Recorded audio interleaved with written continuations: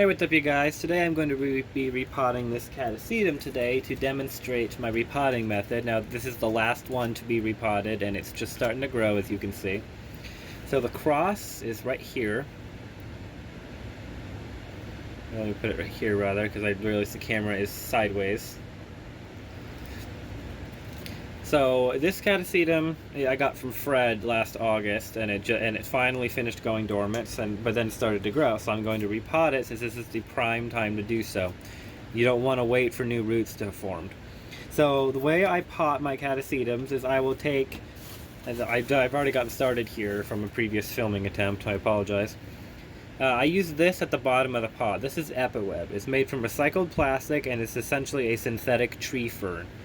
I use these little 1-inch cubes at the bottom of the pot, a single layer, just to kind of elevate the base of the pot a little bit and keep the base of the media out of water when I set them in their trays for the summer. And it doesn't hold a lot of water, but it does help wick water surprisingly well for something made of plastic. So one of the first things I do is, as some of you might know, I never cut the roots if I can avoid it, but there is one small thing I will often do if necessary. I don't always, though. As you can see here, I marked it by starting cutting the scissors here. I cut a strip here and a strip here, about where the new growth is, just approximately. And then what I do is I start to break up that section. That's about the most I will do as far as cutting the roots goes, because these roots are not always dead, and in this plant they're definitely not dead. You can see on this one here, when I pulled that away, this is a live root core. It's still green and healthy and strong. I mean, the root core are typically always strong, but that's a live piece of root core. So I rarely ever do that. I will sometimes poke around the top of the media, like you see I'm doing here, and just kind of loosen up around the base of it, because I want to give those roots a better chance of digging into the media soon when they start to form. So I'll just kind of mess with it like that. It will become easier for the roots to penetrate it as we start watering. But I just want to break up that surface moss a little bit, just to give it a chance to dig into something a little bit softer. So now that I've done that, you can see it's still got the packing peanuts from when Fred potted it. I will try to break them out. I don't usually break them out completely because the roots have grown around or onto them, but I'll try to break up as much of them as possible and just kind of throw it out. I'll do that real quick, because I just don't like them. They don't biodegrade. They're not easily. They're not good. I just don't like them.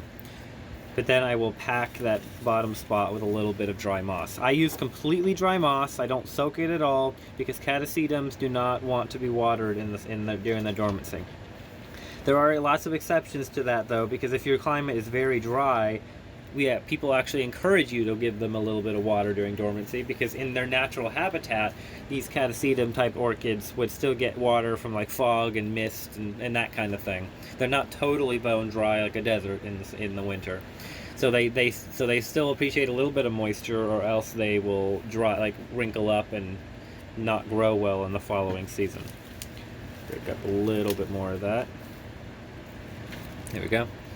So what I will do now is, now that I've gotten the level of the pot where I want it, with the top of the moss at just about the top of the pot, just a little bit under, I'm going to orient the plant so that it has a good amount of growth room, as you can see I'm doing here.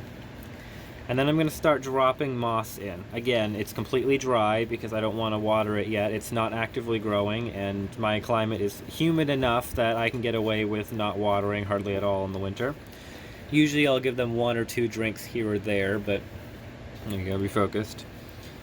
But what I'm just gonna do now is I'm just gonna go around the plant, around the root ball, and just stuff in some dry moss.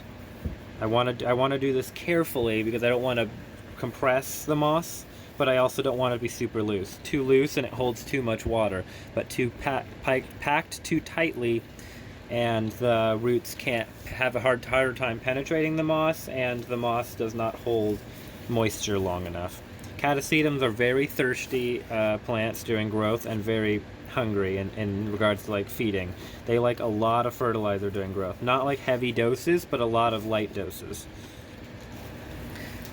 And so I've kind of figured out approximately how much to pack the moss. Like I kind of know when's too much at this point because I have enough of them that I've kind of figured that out based off of what my climate is like. In the summertime, I grow my Catasetums outside. They will go out into a bunch of trays and sit out under the trees where they get dappled sun, some direct morning or evening sun, but just some dappled sun mostly, which is perfect for them. They don't want some of them will not want direct sun, and especially if they're not equipped for direct sun, you don't want to just go toss them out in direct sun. So that I'm going around and just continuing to pack the media down just a little bit. What I often do is I actually will often underpack it to start, just because you never know sometimes you never know how one plant's going to react versus another. Some plants have an easier time growing through the moss than others. It's just the way that their genetics work, I guess. So I will underpack it just a little bit, and if the moss level drops because it's starting to compact with watering in the future, then I will just add a little bit more moss on top and secure it a little bit more. But for now, I would just kind of underpack it a little, just to give me some wiggle room for later, and that's pretty good. You can see you can still see the top of the old moss, but that's okay because I don't want to cover that up because then I'd be burying the new growth and the base of these bulbs. So I do not want to be doing that. So I hope it's been in focus because every time I look at it, it's out of focus again, like right there. But I'm just going to continue to pack a little bit more moss around the top, around the outside. You want to orient it so the new growth has plenty of room to expand out into. With Catasetums, because you repot them so often, I don't really feel a need to orient them like completely to one side so they have their whole entire span of the pot. I will typically orient them with, like I do here, where they're just off to the side a little bit, because they'll outgrow this pot within a season or two, within like a year or two's growth, like 1 or 2 more bulbs.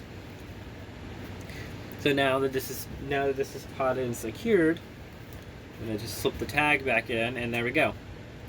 A freshly repotted Catasetum. So that's my Catasetum repot process. So now I'm going to pick up the camera. And now here's the supplies again. There's the thing of moss I was using. Some peroxide I was setting the camera on. This is my bag of EpiWeb cubes. I still have a whole bunch of it from when I bought it. A lot of the Catasetums are making some good progress. Some of them are just now getting started, like that Galliandra Stangiana there. No, it's not the Stangiana. Stangiana's over here. That is the Leptoceras. That is Cloisia Abigail, or Clavacetum Abigail Parsons cross right there, which is just about getting to the point where it would start to be watered. But let me just grab this one real quick. Use this one as a good example. This is my Millennium Magic Witchcraft, Moneriara Millennium Magic Witchcraft. As you can see, as you can start to see there, the growth is starting to leaf out. It's doing pretty well.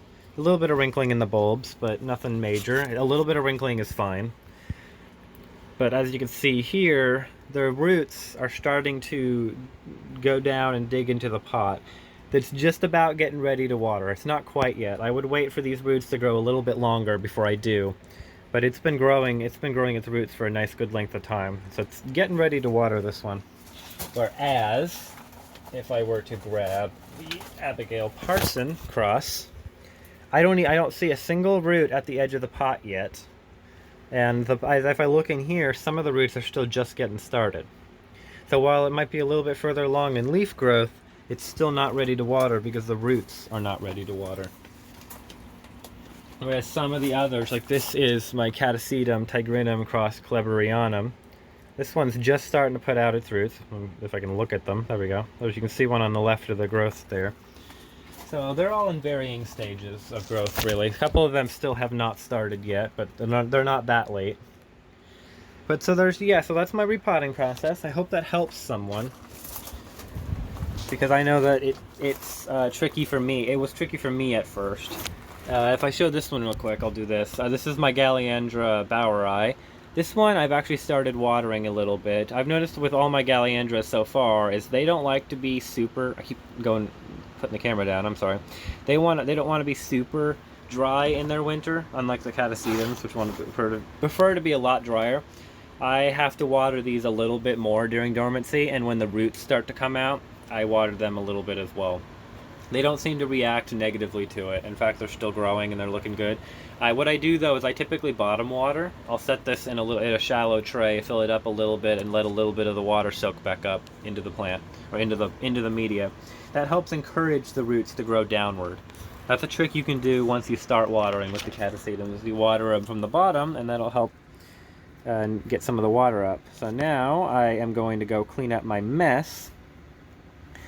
So I hope this video was helpful, because I've got Catasetum leaves and moss flying everywhere now. I hope this was helpful to some of you. Please do give me feedback. I am learning different ways to do my videos and different ways to organize my talks and discussions and whatnot. So I hope you guys enjoyed this video. I hope it was helpful to some of you, and thank you for watching.